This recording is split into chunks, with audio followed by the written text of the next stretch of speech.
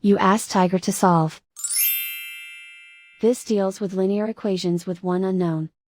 The final result is k equals 1. Let's solve it step by step. Simplify the expression. Expand the parentheses. Multiply the coefficients. Simplify the arithmetic. Combine like terms. Group all constants on the right side of the equation. Add 6 to both sides. Simplify the arithmetic.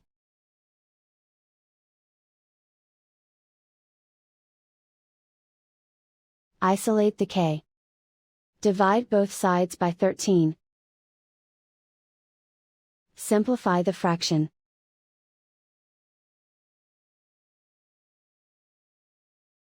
And so the final result is k equals 1.